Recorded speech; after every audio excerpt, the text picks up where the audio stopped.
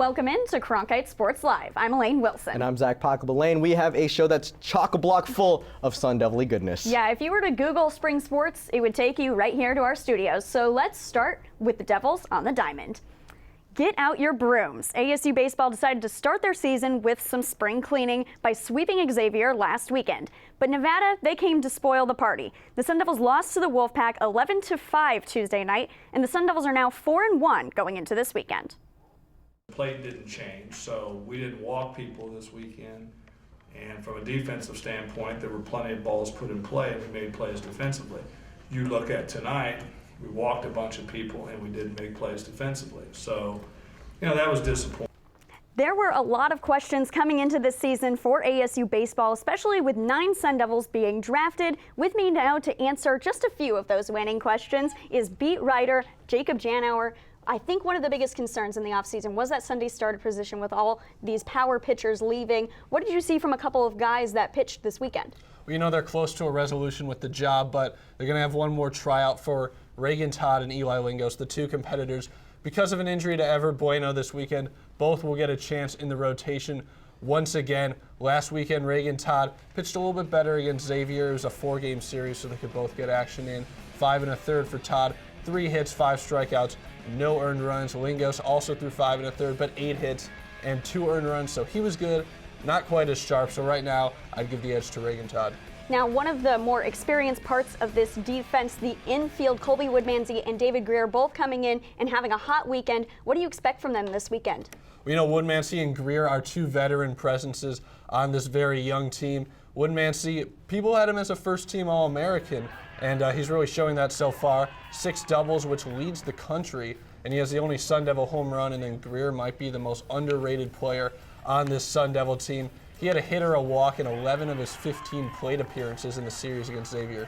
Yeah, that's awesome. And when it comes to the infield, they're on fire. But when it comes to the outfield, they're more simmering. What have you seen from the outfield with a little bit of inexperience? Well, Tracy Smith's kind of mixed and matched, trying to find the right 3 outfielders, and I think he's finally there. The first guy, Daniel Williams, a left fielder, junior college transfer. He's been hitting leadoff, 5 for 17 so far this season, leads the team with 6 runs. And then Andrew Schaps hitting .333 so far. He's got 3 runs and a couple highlight reel plays in center field. And then the final guy, Gage Canning, probably the most hyped freshman on this team. He's been hitting 7th or 8th right now, but he's come up with a couple huge hits with runners in scoring position that have driven in runs. So expect him to eventually be the leadoff hitter for the Sun Devil team. Awesome. Now, the ASU baseball team is looking to build off of their momentum from that sweep of Xavier. They're going to be playing Long Beach State this weekend. Thank you so much for joining us, Jacob. Thanks, Elaine. Thanks. We welcome you to the campus of Arizona State University and here at Farrington Stadium. The payoff pitch rings her up. Kessler gets 2 strikeouts for the 2nd consecutive inning.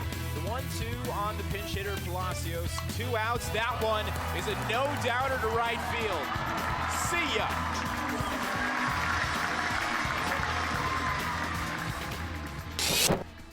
Now you saw some highlights there from ASU. In the Littlewood Classic, they went 5-0. 5-0. Proved their record to 11-1. And so to talk about the team, we're going to bring in WCSN softball writer Andre Sims. Andre, we have to start with the girls in the circle. Dale Rendag, Brianna Maha, Kelsey Kessler. Lots of talent girls that are going to give maximum effort. But who is the true ace of this staff? I'm going to have to go with Kelsey Kessler. You thought coming into the year that Brianna Maha was going to keep her role that she had a lot of last season, but Kessler has come in now that she's settled in and really fit the bill of what she was billed as a transfer from Kansas.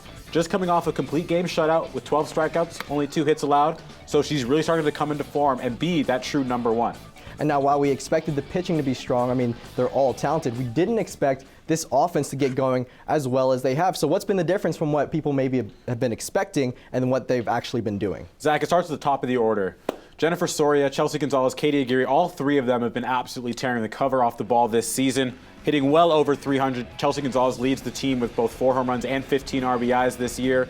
And they're what makes this offense go. They're outscoring opponents 25-0 in the first inning, so it starts right there at the top. And now this weekend they're participating in the Diamond Devil Classic. They're not going to face the stiff competition that they might have seen the last 2 weekends, so we might see some of the depth that's in this team. Absolutely, and it's been a point of Robert Wagner this season to get some of his freshmen and sophomores who haven't had as many game reps onto the field. And there's two that I want to highlight specifically, Taylor Becerra and Brinley Steele. Steele just hit her first career home run against Montana last weekend, and then Taylor Becerra has been very much a key cog in the bottom half of that order. Both of them have on-base percentages well over 500, which allows the lineup to turn over to get back to those big bats at the top of the order. And now Andre will be there this weekend to cover all 5 games the Sun Devils are playing in the Diamond Devil Classic, and that action gets kicked off tonight. The Sun Devils play Minnesota at 4:30, and then they're scheduled to play Houston in the second half of their doubleheader at 7:30. You can catch all of that on the Pac-12 digital stream. ASU lost to Cal Poly last weekend, 4-5. The Sun Devils were ranked number 3 in the MCLA before the loss. Rhett Rogers scored 3 goals against the Mustangs, and the narrow loss may be tough, but it's still promising. Coach Todd McRobbie feels optimistic following the 2-1 start to the season. We just didn't have the correct execution. We did 95% of the stuff right, and that 5% was the difference as far as our efficiency in our shooting. Our solution for that is our kids getting a better IQ, a better shooting IQ, using their eyes like we tell them to shoot. Anyone could just shoot a ball hard and not know where it's going. The Sun Devils will have time to amend their mistakes before they play again. ASU will play Boston College March 7th at the ASU West Campus.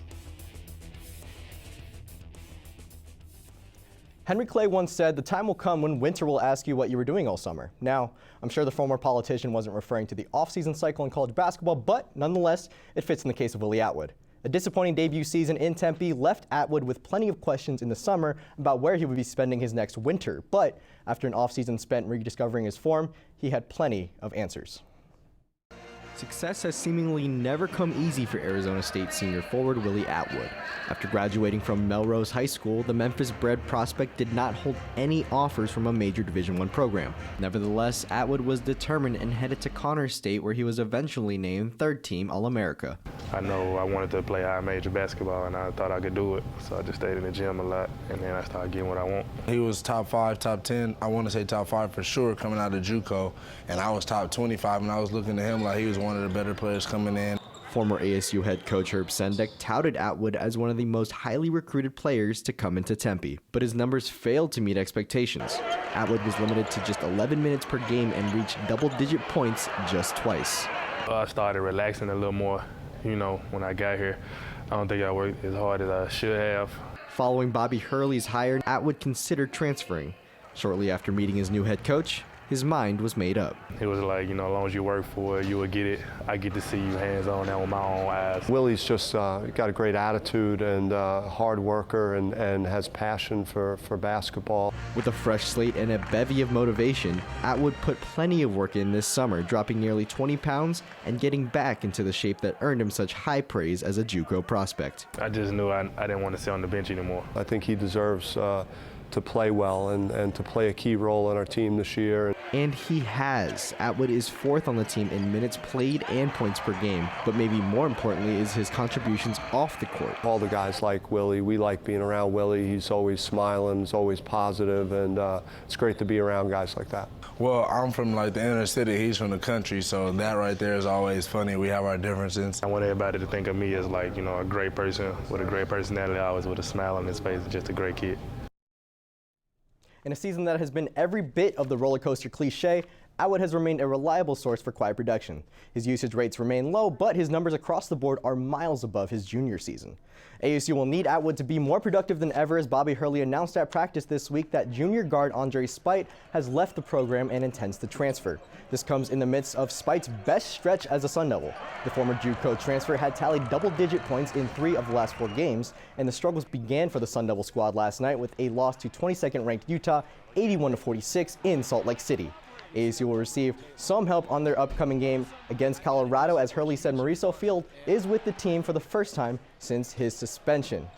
Obviously some hard times for Arizona State men's basketball, so we got to bring some life back into this show, some smiles, and nothing better to do that than social media, right? Absolutely. We bring in Gavin Shaw now to bring us Sun Devil social media.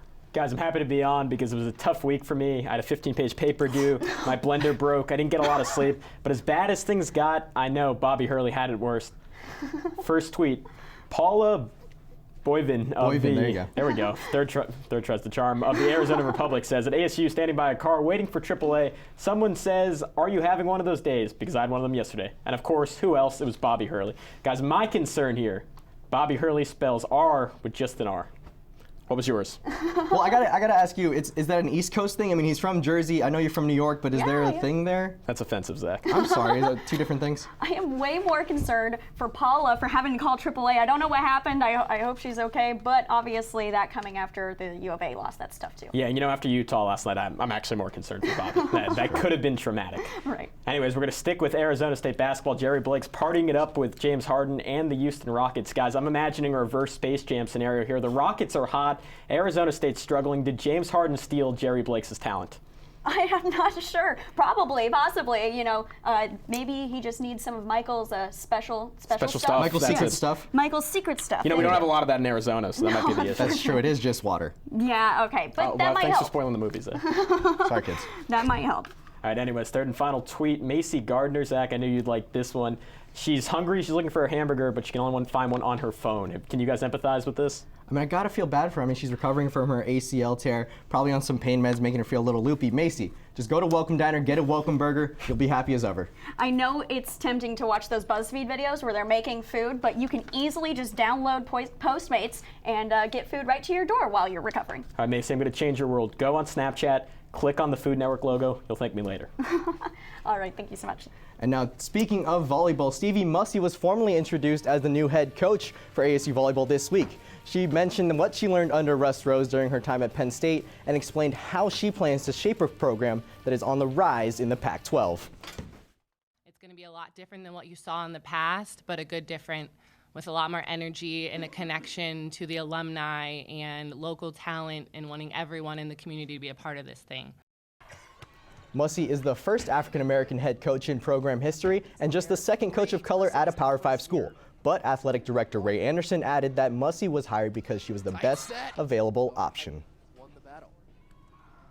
Sun Devil women's basketball celebrated Senior Day last weekend, honoring the 5 seniors leaving the program. Katie Hempen, Lily Davis, and Arnesia Hawkins are among the seniors leading ASU's historic run. But with their successful season so far, the Devils may play host to the first 2 rounds of the NCAA tournament, making Senior Day just another game. Me personally, I looked at it as an everyone's game day, just like any other normal game. Knowing that hopefully we can get the first 2 rounds here at home, that would be awesome too. So I think knowing that we might have a good chance of playing at home again just helped, I think, a lot of emotions as well. Now the Sun Devils head out to California for the weekend. They'll take on the Trojans of USC tonight, an opponent who they barely beat earlier this month in the final minutes of the game. Carrie Crowley, take us with the call.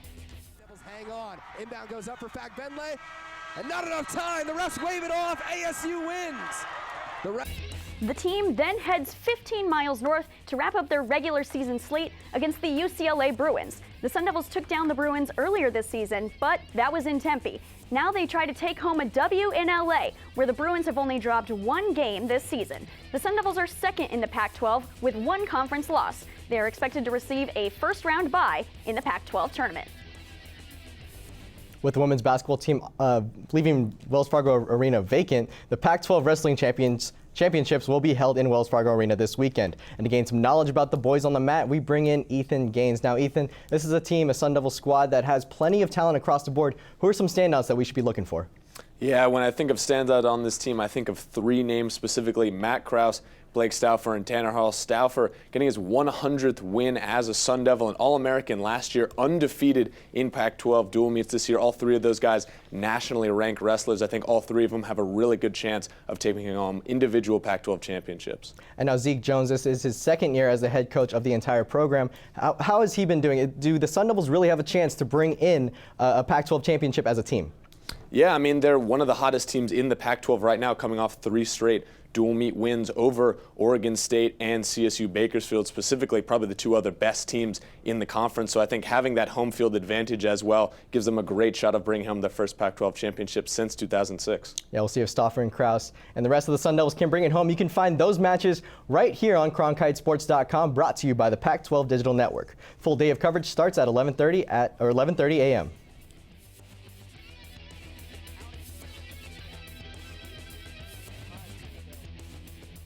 The last time Sun Devil hockey allowed a goal was February 6th. That's right, 132 minutes of game time has passed without goaltenders Robert Levin and David Jacobson allowing one in the net, a total of 33 saves between the two.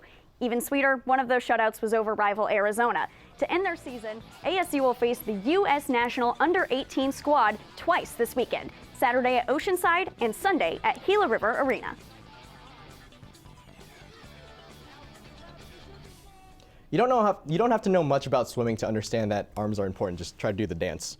Well, Richie Boas missed the first half of the season after breaking both of his arms. In all reality, he could have sat out the season and nobody would have blinked an eye. But as WCSN aquatics reporter Ryan Curry reports, Boas did not let those debilitating injuries keep him from success. As the swim season is starting to wind down here at the Mona Plummer Aquatic Center, the Arizona State Sun Devils are getting ready for their toughest test of the year at the Pac-12 Championships. However, they're going to be auditioned with one of their top swimmers, Richard Boas, whose return from injury has been something spectacular. A familiar face is back in the water for Arizona State after a horrible accident kept him dry. I broke my wrist, my left wrist, the scaphoid there, and I broke my right elbow. That is what happened to junior Richard Boas after a horrible bicycle accident occurred back in September. An accident so bad, it kept the star backstroker and sprinter out of the water and away from his teammates for several months. And, I was really shattered after this whole situation because the doctor said I have to take off 2 months at least. And that's basically the end of the first part of the season. So I couldn't really do anything. I had to just, make it through. Richie's time during the injury made him unmotivated to swim. Day in and day out, all he did was kick in the water or do exercises away from his teammates. However, when December came around, doctors cleared the international star from Hungary free from injury, which made him excited to get back in the water with his teammates. So it was like a really great feeling when they said that finally I can go back to the pool and do what I love. He's an absolute leader on the team. Obviously, he shows us through his races. And we can just, as long as he races fast, we'll be right there with him. Ever since Boas made his return, the swim team has seen a dramatic improvement, especially at the meet against Arizona, where he broke 2 school records, including his own record in the 100-yard backstroke. A feat that is so incredible, he earned recognition as Swimmer of the Week by College Swimming. That was probably the biggest surprise on that meet because since I came back in the end of December, I wasn't really swimming backstroke because it was really a critical point and I couldn't really put pressure on my shoulders and my wrist. So I was just swimming freestyle basically, and I didn't expect that at all. I wanted to swim under 48, but I didn't expect that I'm going to swim under 47. But my legs are really strong, I kicked 3 or 4 months in straight, so I think it was a true surprise. From horrible injury to school record holder, comeback kid Richie Boas is happy and excited to be swimming his best right now. Especially this year, where the 2016 Olympics are looming, he could easily represent his country this summer. Now that Richard Boas is back from injury, the sky is the limit for the Arizona State Sun Devils. At the Pac-12 Championships later this month, the team is going to be electric when they swim, given the fact that Boas' tenure is always a good one at big swim meets. In Tempe, I'm Ryan Curry, Cronkite Sports. As always, fantastic work from Ryan Curry, and I got to give him a shout out. 85 followers on Twitter. He's climbing that social media pole. We give him a hard time about it, but social media is so important in journalism. It's the way it is. Exactly, and you're getting a little ahead of yourself here. It's time for the way it is. 6 questions, 3 each, 15 seconds apiece. We give you our take. I know you started last time, so I'm going to start this time. Pac-12 Wrestling Championships, we were talking about it with Ethan Gaines earlier. Does Blake Stauffer win the 184 division? I think he has every reason to. He's been the #1 wrestler in that division in the Pac-12. I think he takes it home this weekend. Now, you talked about ASU women's basketball there in LA. They had senior day last week. Who's the most important senior on Charlie Turner Thorne's team? Well, it's easy to say Katie Hempen. She has the 3-point all-time record now, but I'm going to say Lily Davis. She became a vocal leader this season after Promise Mukamara left and was really a big defensive leader on this team. We were talking about baseball earlier with Jacob Janauer.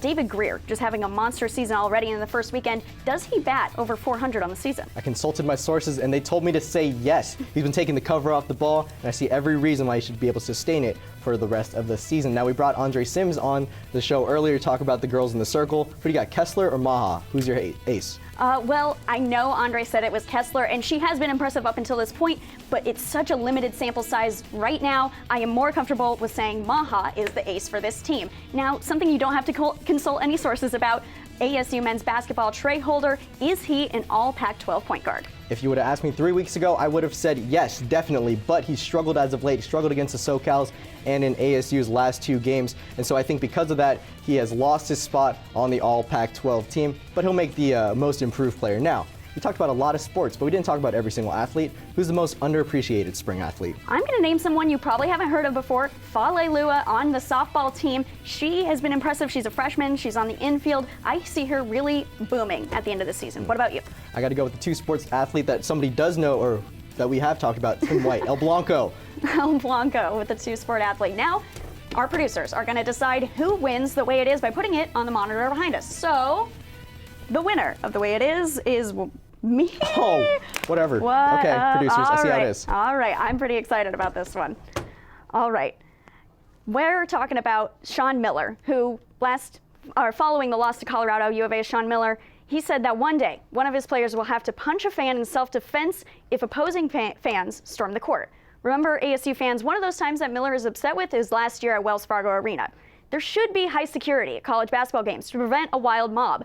But eliminating court storming altogether is against the nature of the sport. Let fans enjoy the win. Just don't provoke those you defeat. And that's the way it is. That's the way it is, Zach. Time for top plays. All right, we're going to stop at number 3. This one's a base hit. ASU in this game had 11 hits on the night and 6 runs. This is just an example of one of them dominating so far through all the tournaments that they've had so far this season. Number 2, we're staying at Ferriton. Bottom of the 4th, Sasha Palacios is going to get a hold of this one. Here we go. Bye. That one's gone. ASU was dominant all weekend, and that's another example of that. And we're going to go back to the circle. We've been talking about her throughout this show. It's going to be Kelsey Kessler. She got 12 strikeouts on the night. We're just going to show a few of them. They were all pretty dang impressive. I know Andre says she might be the ace, and she might be. We just need to see more from her. Very impressive nonetheless. Rock Chalk Jayhawk. Woo! But now a Sun Devil, which we appreciate. And there's a ton of Sun Devil sports going on this weekend, especially when it comes to softball. They're all home for this weekend for this tournament. Yeah, we covered every single thing that you need to know. Make sure you stay on CronkiteSports.com for all of our coverage. All right, thanks for joining us.